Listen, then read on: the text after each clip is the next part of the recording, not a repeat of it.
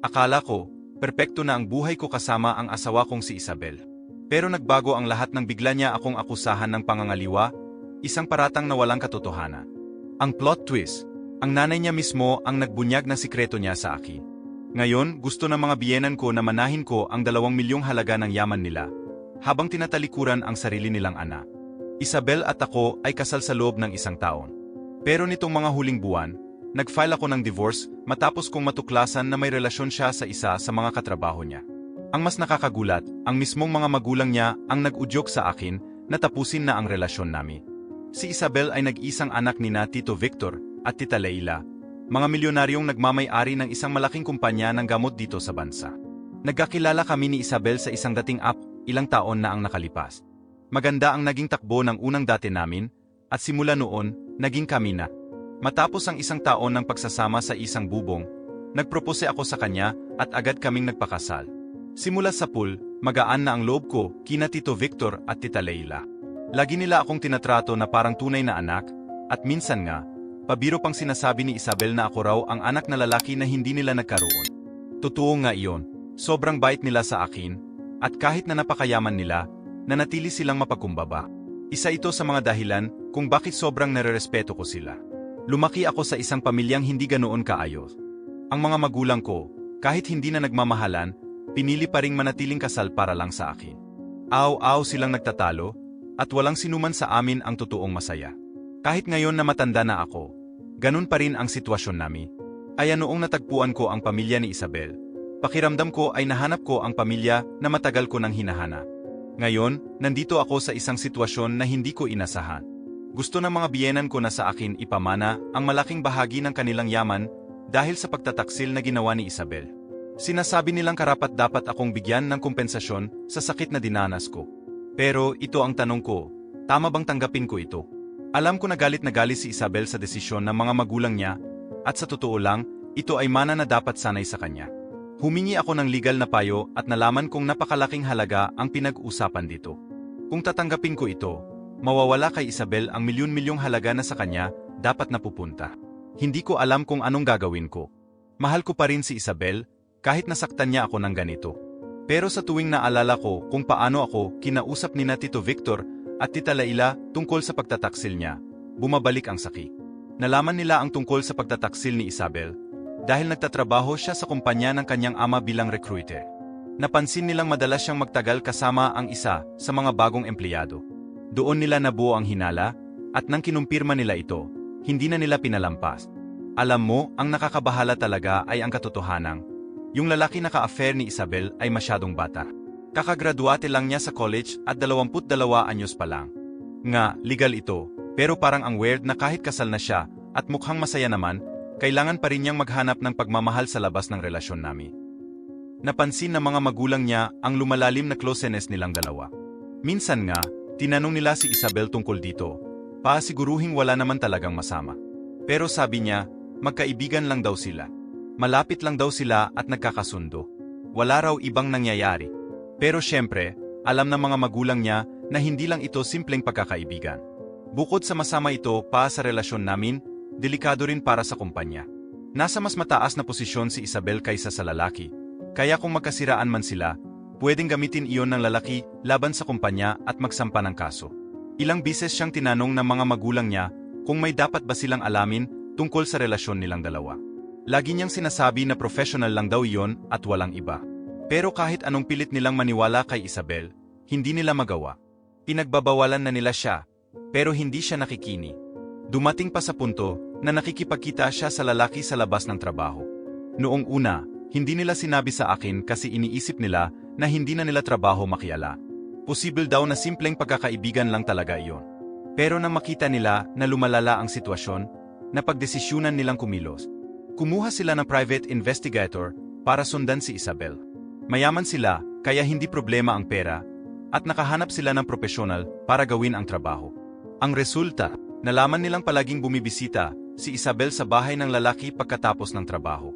Sinasabi niya sa akin na kasama daw niya ang mga kaibigan niya o nasa trabaho pa, pero sabi ng mga magulang niya, hindi totoo yun.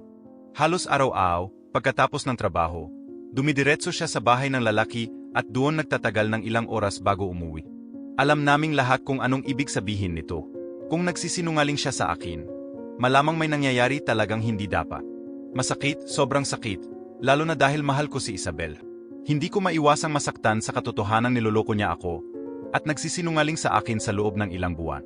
Mga 1.5 linggo pa lang ang nakakalipas nang malaman ko ito. Hindi ko makakalimutan ang araw na sinabi ito sa akin ng mga magulang niya. Sobrang nasaktan din sila sa pagbubunyag ng katotohanan. Pero sabi nila, alam nilang hindi magsasabi si Isabel kaya sila na ang gumawa ng paan. Nung sinabi nila sa akin, hindi ko napigilan ang sarili ko. Bumagsak ako sa harap nila, napakasakit. Pero napakaswerte ko rin dahil nandiyan sila para damayan ako. Paang tunay na magulang ko na rin sila. Sabi nila, hindi raw ako ang may kasalanan. Nakita nila kung paano ko trinato si Isabel na parang Rina. Ang kasalanan ay nasa kanya, hindi niya pinahalagahan ang pagmamahal na binigay namin sa kanya mula sa mga magulang niya at sa akin. Sinayang niya lahat para sa isang lalaking halos 1 taon pa lang niya kilala. Naalala ko pa noong gabing iyon, hindi ko kinayang umuwi sa bahay namin. Tumuloy ako sa bahay ng mga magulang ni Isabel dahil hindi ko kayang harapin siya. Sobrang bait nila at pinatuloy nila ako doon para magpalipas ng gabi. Magdamag akong umiiyak, hindi ko alam kung ano ang gagawin ko pagkatapos. Sa isip ko, alam kong kailangan ko nang mag-file ng annulment, pero hindi pa handa ang puso ko na bitawan siya. Kinaumagahan, nagdesisyon akong bumalik sa bahay namin bago siya umalis papuntang trabaho. Hindi ko sinagot ang mga tawag o text niya noong gabi, kaya nagulat siya nang makita niya akong umuwi ng maaga. Halatang halata na wasak ako, at kitang-kita sa mukha niya ang pag-aalala. Umupo kami, at tinanong ko siya tungkol sa affair. Wala nang ibang nasa isip ko kundi iyon. Hindi niya agad sinagot, at pilit niyang idinedena. Pero noong inilabas ko ang mga litrato na ibinigay ng mga magulang niya, yung kotse niya. Nakapark sa harap ng bahay ng katrabaho niya noong sinabi niyang nasa trabaho siya ng overtime. Wala na siyang nagawa. Sinubukan pa rin niyang sabihin na magkaibigan lang sila at nagkakasama lang paminsan. Pero walang dahilan para magsinungaling siya tungkol doon. Sa huli, inamin niya ang totoo, niloloko niya ako.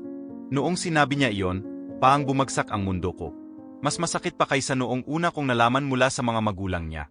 Kahit papaano, may kunting pag-asa pa ako noon na baka hindi totoo. Baka may mali lang sa interpretasyon. Pero nanggaling na mismo sa kanya ang katotohanan, wala nang dahilan para magduda. Kailangan kong tanggapin na niloko niya talaga ako. Naging hysterical ako. Hindi ko na maalala ang eksaktong mga sinabi ko. Pero ang naalala ko lang ay maaming sigawan. Umiyak na rin siya at sinubukang magpaliwana. Sabi niya, naging tanga lang daw siya, na nawala raw siya sa focus dahil parang nabagot daw siya sa relasyon namin. Hindi raw niya akalaing malalaman ko, kasi para sa kanya, fling lang daw yon at walang ibig sabihin. Pero lalo lang akong nasaktan sa sinabi niya. Kung wala naman palang ibig sabihin iyon, bakit pa niya ginawa? Ang katotohanang nasira ang relasyon namin dahil lang sa pagkabagot niya ang pinakamasakit sa lahat. Sumigaw ako sa kanya, sinasabi kung gaano ko siya pinagkatiwalaan, kung paano ko siya minahal at laging sinusuportahan. Pero itinapon niya ang lahat ng iyon para sa lalaking halos hindi niya kilala. Siguro, sumigaw lang ako ng sumigaw hanggang sa nakita ko siyang umiyak ng sobra, nakaluhod sa sahig, hawak ang ulo niya habang umiyak. Ako naman, nakatayo sa harap niya, patuloy pa rin sa pagsiga. Magulo, sobrang gulo ng lahat noong araw na iyon. Hanggang ngayon, kapag naalala ko ang eksenang iyon, nailang ako sa sarili ko. Parang hindi normal ang naging reaksyon naming dalawa. Pagkatapos ng gulong iyon, sinabi ko sa kanya na tapos na kami. Gusto ko siyang umalis sa bahay. Sinabi niyang iwan niya raw ang lalaki noong araw na iyon din at humihiling siya ng isa pang pagkakataon para sa aming dalawa. Pero sinabi ko na habang nandiyan siya sa bahay, hindi ko maalis sa isip ko ang ginawa niya. Kailangan ko ng oras para mag-isip. Hanggang sa oras na iyon, gusto ko siyang umalis. Maami pa kaming pinag-awayan. Paulit-ulit niyang sinasabi na kaya pa naming ayusin ang relasyon namin, na iyon daw ang tamang gawin. Noong mga panahon na iyon, hirap na hirap pa rin akong tanggapin ang katotohanan na niloko niya ako. Kaya ang ideya na ayusin ang relasyon namin o tuluyang iwan siya ay hindi ko pa maisi. Kailangan ko munang iproseso ang lahat ng nangyari, at para magawa iyon, kailangan kong mawala siya sa paningin ko. Ayoko nang huminga ng parehong hangin na iniikutan niya. Sobrang nasusuklam ako sa ginawa niya, at puno ng galit ang puso ko. Hindi ko kaya ang presensya niya, pero patuloy siyang tumatangging umalis sa bahay namin. Lalo akong nafrustrate, kaya sinabi ko sa kanya na ako na lang ang alis. Hindi ko na kaya ang sitwasyon. Galit na galit pa rin siya, pero pinilit niyang pigilan ako. Sabi niya, dapat ayusin namin ang relasyon namin at manatiling magkasama. Para sa kanya, isang pagkakamali lang daw iyon, at hindi raw tamang iwan ko siya dahil lang doon. Wala na akong pakialam sa mga sinasabi niya. Tumalikod na lang ako at umalis, hindi man lang nag-abalang mag-empake ng kahit anong gamit. Nagmaniho ako ng walang direksyon. Wala akong alam kung saan pupunta. Nasa kalagitnaan lang ako ng biyahe nang mapansin kong paubos na ang gasolina ko. Napilitan akong maghanap ng pinakamalapit na hotel at doon na ako tumuloy. Simula noon, mas lalong lumala ang sitwasyon namin ni Isabel. Kahit anong pilit kong subukang kalimutan at patawarin siya, hindi ko talaga magawa. Kaya noong nakaraang linggo, pagkatapos na maaming araw na pag-iisip, tuluyan na akong nagdesisyon na humingi ng annulment. Hindi na ako nakipag-usap kay Isabel mula noong araw na umalis ako sa bahay.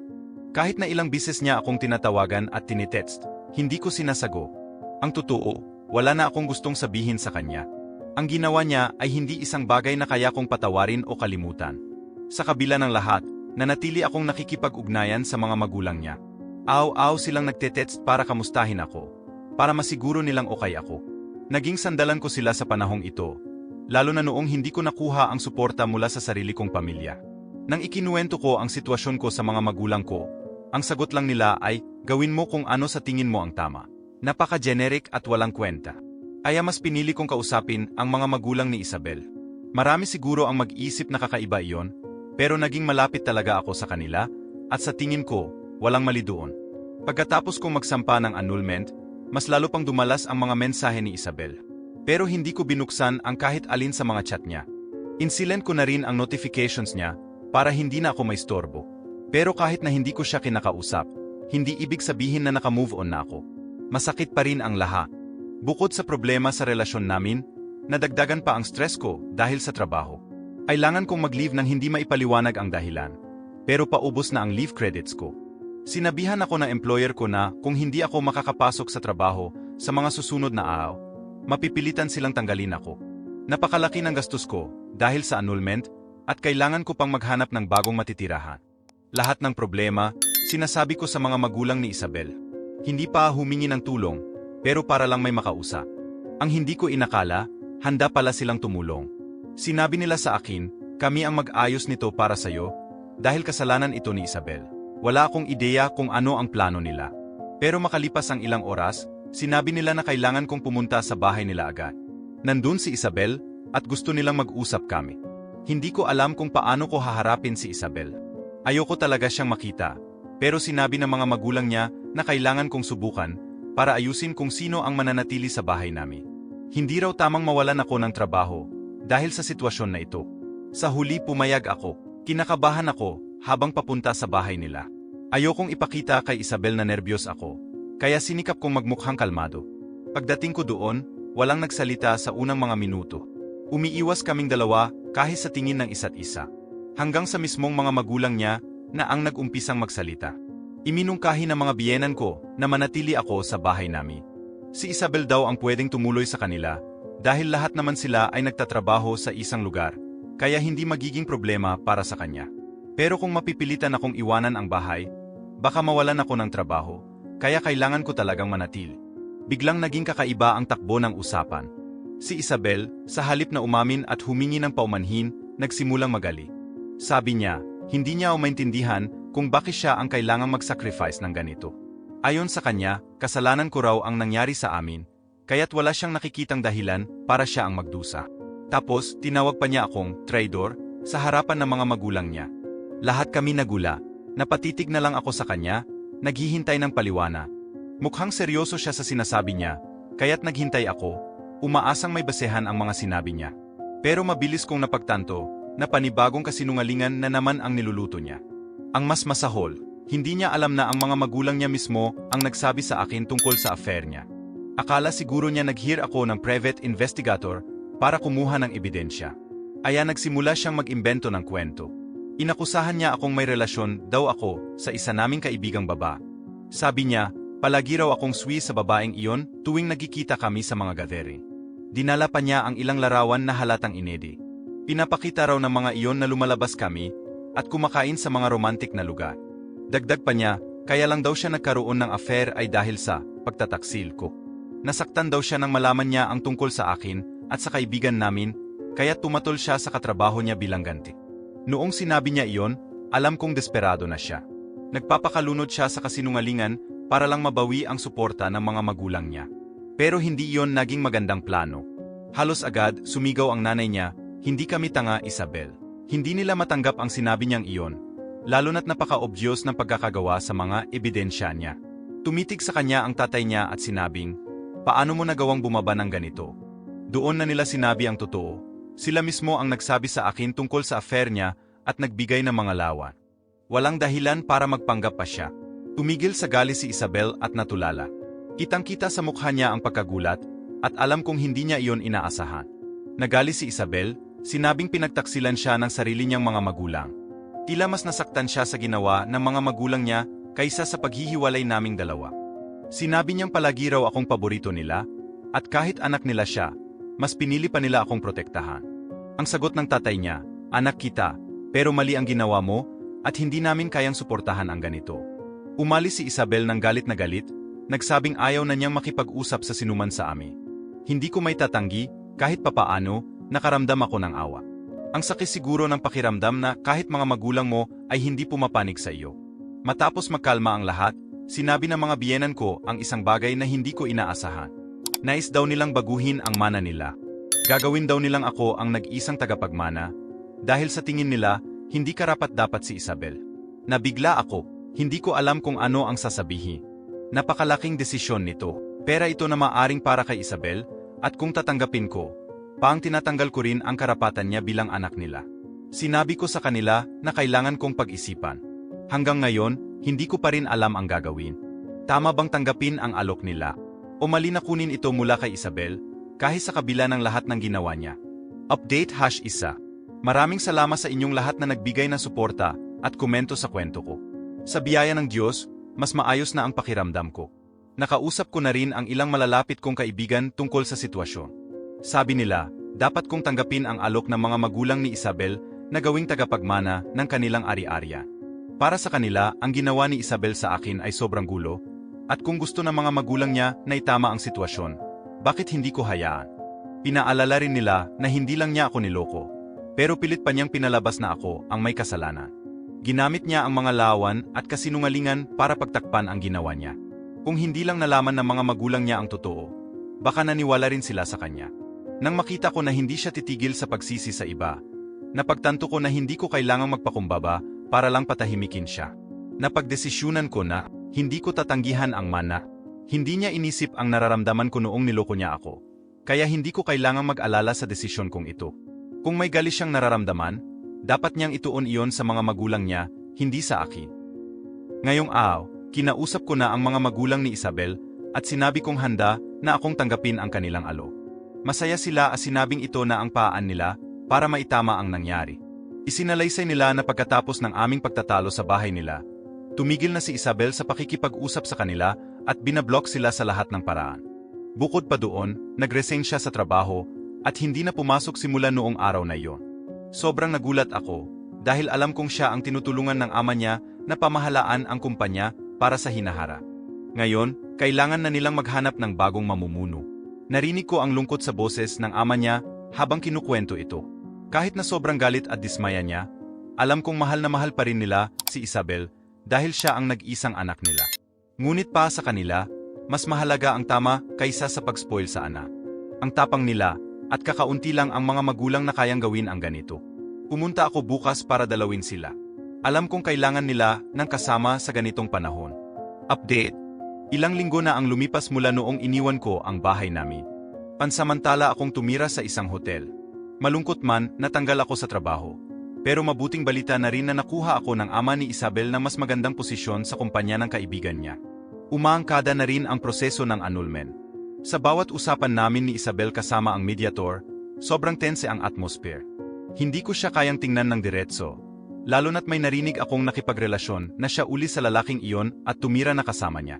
Kahit hindi ako nagulat, masakit pa rin dahil akala ko, kahit papaano, magkakaroon siya ng oras na magmuni-muni bago tuluyang tapusin ang lahat sa pagitan namin. Samantala, maayos naman ang relasyon ko sa mga magulang niya. Hindi na namin binabanggi si Isabel kapag nagkikita kami dahil napakadelikado ng paksa.